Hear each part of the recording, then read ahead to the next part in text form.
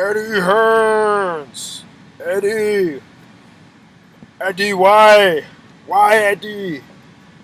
Eddie Hearn, man.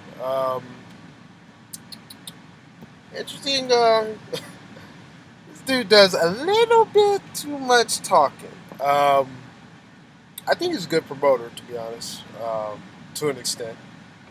I think he likes the camera a little too much. A lot of contradictions.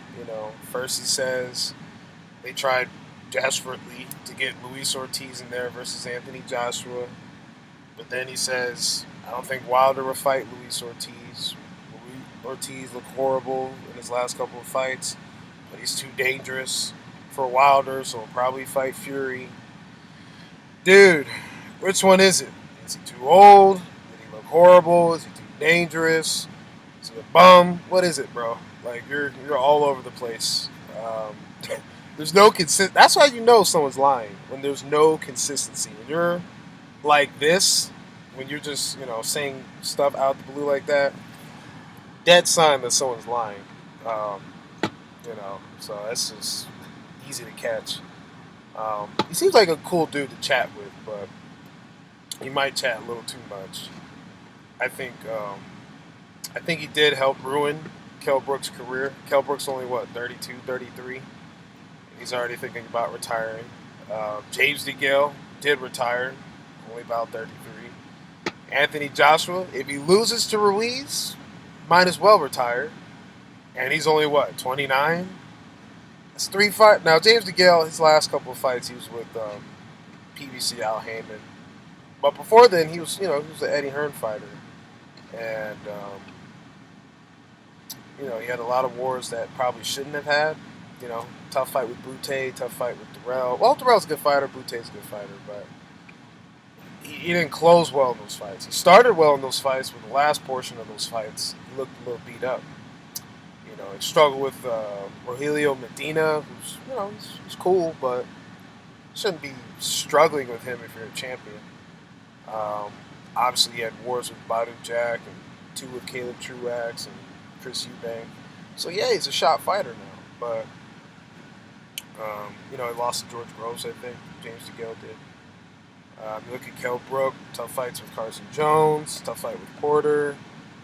Then he went back to fighting domestic fights with Frankie Gavin, Jojo Dan, Kevin Bezier. Guys nobody cares about. So fans get restless because they want to see Kell Brook within a real welterweight or real name. And he foolishly jumps up, fights Triple G. See what happened with that. Yes, he was competitive, but ultimately Triple G was just too big. Comes down in weight, fights the up-and-coming Earl Spence. Fight of the year type of fight. It was great, but Kell's never been the same. Both eye sockets got broke. And he's never been the same fighter. Now he's pondering retirement.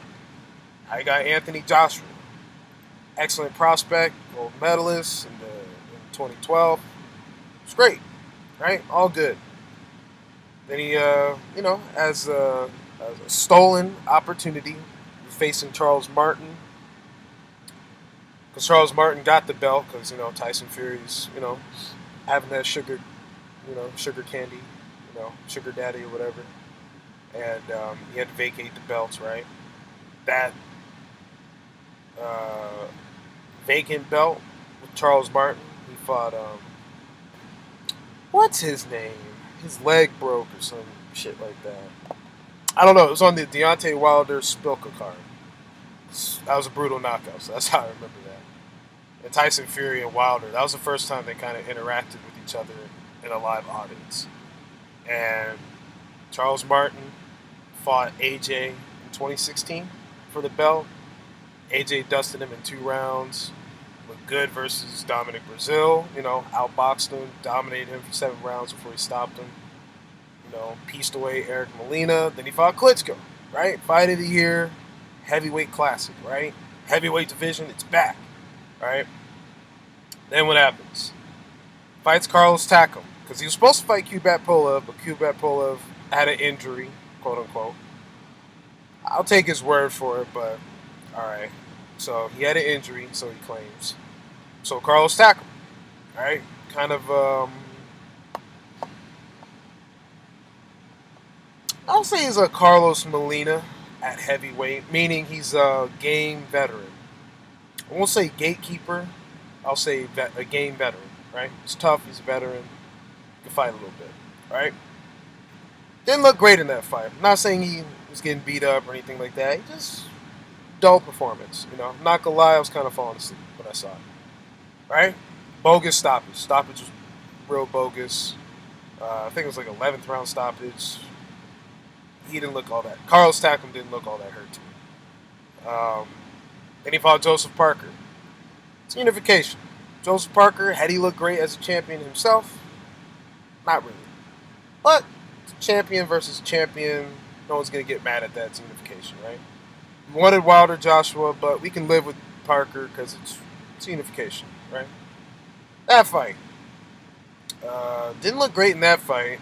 Had the ref, who never had a world title fight before, so it was his first world title fight, the ref.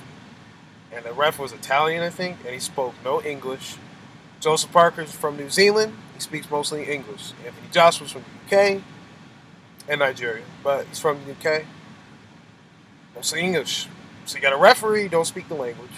So, why? And then second of all, anytime Joseph Parker tried to get on the inside versus AJ, where he did have success, the ref immediately, annoyingly, broke up the fight. So that fight kind of got irritating. And then once Joseph Parker kind of just gave up trying to get on the inside, he ended up losing the last 4 rounds, in my opinion. And Joseph Parker won, or Anthony Joshua, excuse me, ended up winning a unanimous decision. The scorecards were terrible. I thought AJ won, but it was definitely close. Parker held a good account of himself. And then he fought fought Alexander Povetkin. I thought Povetkin was busier, landing the cleaner shots the first 3 rounds. But what I did like from AJ, he was throwing good rights to the body, slowing them down a little bit. By round 6 or 7, he started catching Povetkin with combinations and eventually got him out of there. Right? And then obviously Andrew Ruiz, we saw what happened. Long story short, right? What's been the common theme for what I've said just now? Carlos Takam. 6'1", 6'2". Small heavyweight. More of a throwback heavyweight, right? In terms of size. And he fought Joseph Parker. 6'4", 230, 235. More of a heavyweight from the 2000s, right? Then he fights Povetkin. 6'2", 6'3", kind of short. Good power. A little bit old, but he can fight. He's a solid fighter. All 3 fights, not really AJ's best, right? Notice all 3 are 6'4" and under, right? So he fights Andrew Ruiz.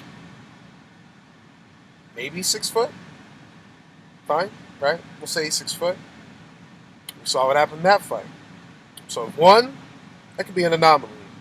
2, that could be a coincidence. 3 is a pattern. So AJ notoriously struggles with shorter fighters. So Eddie Hearn, promoter, maybe should have caught on to that. So I know, the big baby Miller, he was on the juice. I get that part of it. But if your fighter is struggling with shorter guys, with a little bit of quickness, a little bit of pop, probably shouldn't throw in a replacement fight where he only has 5 weeks to get ready for, in a style that in his literally his last 3 fights he did not look good in. You probably shouldn't put him in there. That's the job of a promoter, right? Kind of have to catch that thing. So, right, 1's an anomaly, right? Okay, it's whatever. 2, coincidence. Okay, Joseph Parker, he's a young, talented fighter. 3, it's a pattern, dog. They're all smaller, all a little bit quick, all got decent pop, and they all gave you your worst performance, right? You didn't look good in any fight, start to finish, on any of those 3. So if you're going to do a late replacement fight, you probably should put in them with the style that probably suits him. And then on a later date, you can, talk about the Wilder fights, the Fury fights, or Dillian White in a rematch. And Dillian White did say, again, another fight where AJ struggled, 6'4" and under. This is. I swear I should be a promoter. Say what you want about Bob Arum. Dude is a brilliant promoter. He knows how to matchmake. Um, Eddie Hearn, you goofed up Kell Brook's career. You goofed up James DeGale's career. Now you're about to goof up Anthony. Not already. You did goof up Anthony Joshua's career. Now you're trying to force him to get in a rematch where he really has no business being in. He's only going to get beat worse. It's a style that's given him problems literally his entire career. And he just came off the biggest loss of his career. Typically, after you get stopped in boxing, you typically take 8 months off, which is most people, it's a standard. Take 8 months, rest, get your mind right, get your body right. When you're hungry, ready to go, soften you up some tune-ups, and then we'll get you going. But he wants to throw him in there back in the Wolves with a style that's given him problems for at least 4 fights out of a 22-fight career. And with all the pressure in the world that he seemed relieved of, now you got to throw him back into that fire. If I'm Eddie Hearn, don't try to rush the rematch, even though he's going to. I would give him, get him his confidence back. Get him against a style that he'll look comfortable. I'm not saying he has to work with a new coach, but he does need to learn how to clinch. He's a taller fighter who doesn't really know how to fight tall at that level against that style. So he needs a lot of practice with it. But it's not going to change in one fight camp. So that's why a lot of people notice former boxers, other boxing analysts are all saying the same thing. Even ones that have no connection whatsoever, they're all saying the same thing. AJ, don't fight Ruiz in a rematch. I give AJ heart cred for at least taking the fight, the rematch, if it should happen. I don't think he should. I think it's career suicide. But it's your life, grown-ass man, do what you want. But I would recommend get your bearings back, get back to the basics, go to the fundamentals. Because AJ used to be a sharp fundamental fighter, but probably got a little bit egotistical. Winning the belts. They kept. His legacy is really based on him having 3 belts, and he lost it in a fight where he got beat up bad. So, gotta get his confidence back. Gotta teach him how to clinch. Gotta sharpen up that jab. Really sharpen it up. Because he's a good fighter. He's a talented fighter. I recommend dropping 5-10 pounds. It's my opinion. Boxing, you really want to be vascular, not muscular. But, keep watching Rocky movies and see how that works. It's my opinion. But we'll see.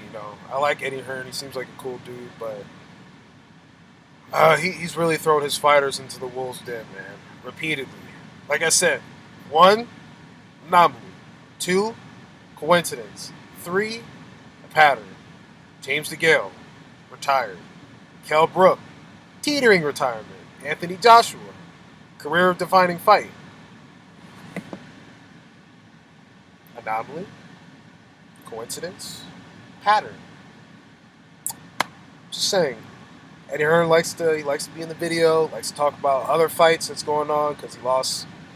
He did lose a lot. It was a bad night all around for DAZN. A lot of bad nights for Matchroom. He's been taking a lot of L's the last month or so. It's been rough for him. So I understand. So the pressure's building. I get that, but don't throw another fighter into the wolves. Let him get his bearings back. Let him get his confidence back. Because if you don't and he loses his fight again, dude might be done. And I hate to say that about a 29-year-old. Guy's young. He's in his prime. Shouldn't be done. But like I said, see what happens. It's just my general thoughts. I think he shouldn't try to rush AJ back into that fight. His other fight, Dillian White, he's in a dangerous fight with Oscar Rivas. I'm telling you guys, Oscar Rivas has good experience. He fought Andy Ruiz in the amateurs, and I think he beat him. Ruiz can punch. He just stopped Bryant Jennings. Dillian White, he didn't look good versus what is this fight? Derek Chisora, right? Didn't look great in that fight. All 3 judges had him losing that fight. Oscar Rivas kind of has a similar style and a bigger puncher. 2019, kind of off-ball year. upsets happening. Eddie Hearn screaming at the WBC, saying, you owe us a mandatory spot and all this, even though they don't. And Dominic Brazil's been the mandatory for a year and a half or whatever. So even though Dillian Rank was number one ranked, it was actually Dominic Brazil who was actually the mandatory. Um, and I can understand how that's confusing. So if you're going to make someone the mandatory, make sure they're the number one spot. That way you kind of eliminate that. That's just, common sense, you know. Um, that's just my opinion. That way you kind of alleviate. So that way they can't scream, I'm the number one contender, but not the mandatory. Even though on paper, like if you go to the WBC rankings, Dillian White actually was number one.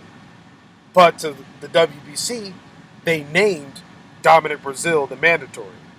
I think he was like number three at the time. So I can understand why that's confusing. But in fairness to the WBC, Dillian White had a chance to fight Luis Ortiz for an eliminator, which Dillian White declined. He also had a chance to fight. I think they were trying to make Dominic Brazil versus Dillian White for the eliminator when he was fighting. When Wilder was fighting Fury. Again, another chance for an eliminator. So it's not. It's always a two-sided street. So yes, you can say the rankings, how they do it, is kind of goofy. Trust me, I agree with that. But in the same vein, the WBC has given you chances where you can put yourself in position to be Wilder's mandatory, a la fight Ortiz, which nobody wants that smoke. Or you could have fought Dominic Brazil, who I would have picked White to beat him. So, you know, life's about give and take. You know what I mean? That's life. But I know it's kind of been a lengthy video, a little bit all over the place. It's just my general thoughts of Eddie Hearn, how he's promoted his big star fighters. I think he's had some talented fighters, but he's kind of rushed their careers a little bit. Carl Frampton was another one. I didn't even break his career down. So that's a fourth one. So damn near fact. So drop comments, like, subscribe. Let me know what you think about Eddie Hearn, how he promotes his fighters. I think he's good on the sales pitch, but in terms of delivery, got some work to do. And he's got to catch patterns like that, like his fighters struggling with certain styles. Okay, maybe keep him away from that style for a little bit. I'm not saying you can do it forever because it is a fight game. You got to fight the top dogs, whether you like their style or whatnot. But if you're noticeably seeing him struggle with that style, maybe get him away from it, at least for a little bit. But that's just my opinion. But yeah, drop comments, like, subscribe, stay tuned, share the video. Have a blessed Sunday. I'll hopefully get a chance to drop something about the Charlo fight later on today. It's on Fox, so if you're into sports on a Sunday, there you go. So take it easy, guys.